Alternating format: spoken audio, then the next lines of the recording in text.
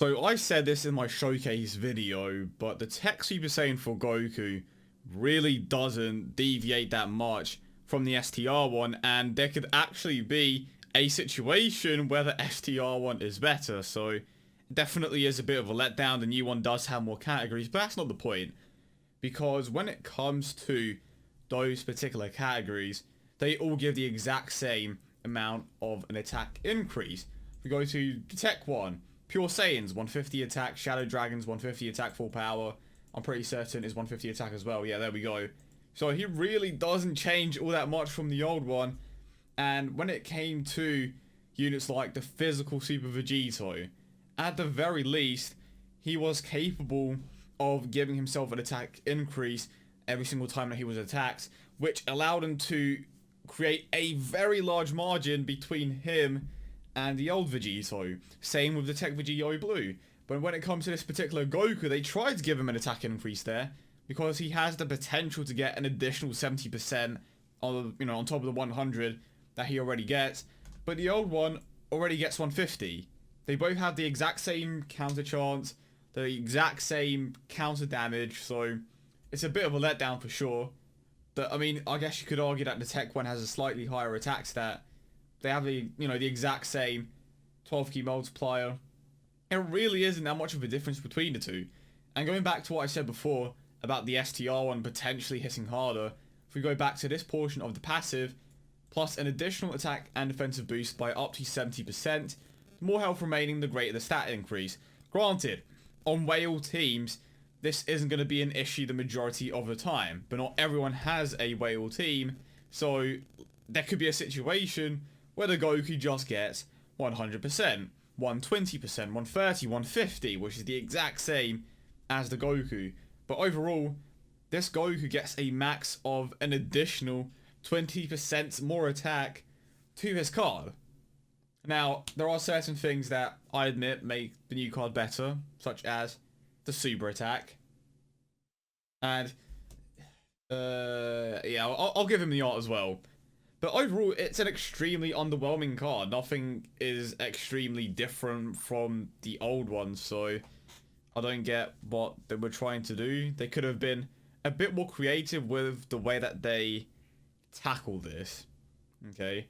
And what they did wrong was making the old Super Saiyan for Goku this good. They should have made the new one that we have right now the step into the new meta, which would have been fine, because it would have been a transition that was well needed after like a year or so. But instead we jump straight into the 2-year anniversary stuff right after the hero meta, with big ass increases going from 70% to 120, and on top of that 150% attack, which is something that we never saw before. So it's dumb reasoning on their part, to be honest. I personally think, I'm not going to say that the new Super Saiyan for Goku sucks, but he sucks. He just kind of sucks, you know? He's just not what you expected. And I know a few people are going to disagree, because it's the new shiny toy, but I don't know, man. Going into it, I feel like the medium chance to evade a super attacks, like that mechanic in general, just wasn't that great to begin with. It was kind of just a throw-in mechanic. More health remaining, the greater stat boost. That's what Zamasu has, and it's one of the newer mechanics in the game. But I really don't know what they could have done, to be honest. It's just all become extremely convoluted and similar. If we take a look at some of the most recent releases, let's take a look at the Blue Evolution Vegeta as an example. Let's take a look at UI Goku, Jiren, and let's get... Where's the Future Trunks? Let's get the Future Trunks as well. There we go. So, Blue Vegeta, 120% attack, launches 2 additional attacks, and defense plus 7% with each attack performed. That is a unique mechanic, but it's not necessarily that great, because defense is whatever, right, when it comes to this meta. 120% attack. How many times have we seen him? When he transforms, 130 attack, and of course he does get the 2 additional attacks, which kind of makes up for the fact that he doesn't, you know, with a chance to perform a critical hit, which I didn't even mention. And that kind of makes up for the fact that he isn't at 150, like some of these other units. Then we have UI Goku, 100% attack and defense, 150 attack, and he gets the free key, great chance to avoid everything, raises attack. Jiren, 130% attack and defense, stuns all. I like this mechanic. I will admit, I like this mechanic. Medium chance to stun all the enemies, guaranteed critical hit against a stunned enemy. That is a very unique mechanic, and that is, honestly, I think that mechanic alone makes Jiren one of my favorite units in the game. Extremely unique, but it's a bit of a shame that it can't be utilized against some of the later stages of Dokkan events. It's going to be great against Super Battle Road, but against on stage. And Super STR is easy enough now as it is. 100% attack, the less health remaining, the greater the boost. So that's, slightly different. Increases damage reduction by 10% at the start of each turn. Okay. So, for the most part, they've all been relatively similar in most of their areas. Okay. Now, let's take a look at the OG Godlies, okay?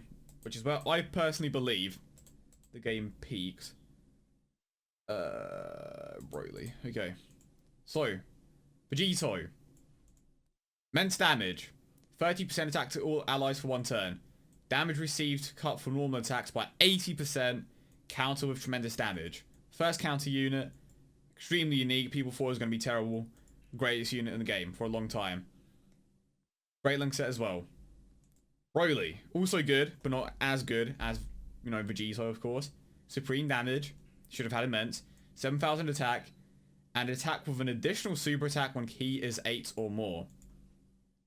What was unique to him? That additional super attack. Gotenks. First ever unit in the game to have multiple super attacks for a transcended ultra rare. Okay? 9 and 10 key, 11 key, 12 key, 120% when performing a super attack.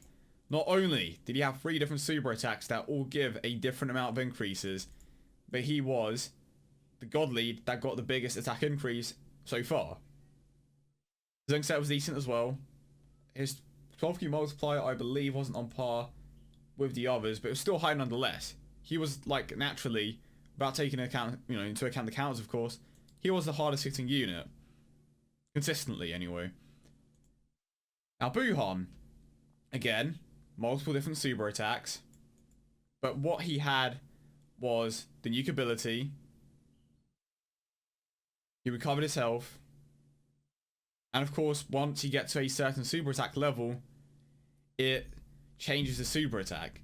It rewarded you for farming the super attack. Omega Shenron. Immense damage, greatly lowers defense. Attack 80%, all enemies' attacks lower by 30%, and a decent link set as well. He made you think about the team that you were going to run, because people thought that this team was going to be over in a flash orientated, but that wasn't the case. And if we take a look at all of these teams, Vegito, a relatively defensive team that took its time taking on event, but it was extremely safe. Broly, you kind of just went all out this particular team. I kind of want to say that this team was a glass cannon in a sense, because it didn't have any viable defensive units, and that was a big thing at the time. When are we going to get this defensive unit? When Vegito blew, we thought he was going to be that, but he wasn't, because he didn't get the the attack reduction of the agility one. So you had to think about, if you had to think about how you're going to play things a bit more with the Broly and his team, because he wasn't the strongest godly by any means. And you had Gotenks, another glass cannon, whose team kind of came together, but if you didn't have certain units, it was kind of all over the place. You'd have LR Goku and Super Saiyan Bardock, and then you'd maybe have Super Saiyan 3 Gotenks and who am I trying to think of here? SS Blue Goku, maybe. Just, you know, a few odd options here and there.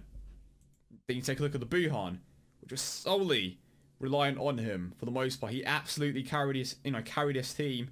Same with Super Vegito for the most part. But he still relied on some of the other units around him. Even Vegito kind of relied on the other units around him in certain situations. He had SS Blue Goku, Super Saiyan Blue Kaioken, Buhan, Android 13 providing him the orbs. There were a few units in there for every one of these teams that allowed the team to work well cohesively, and it just worked well. But the main unit was always going to be that lead. Ultimately, they are what made the difference. You couldn't, realistically speaking, you couldn't take on the majority of these events without one of these god leads. Even with Broly, it was going to be tough. You know, even with Gotenks, some of these were going to be tough. But with Vegito, Buhan, and Omega, you could pretty much beat every single event in the game with the right setup. Okay?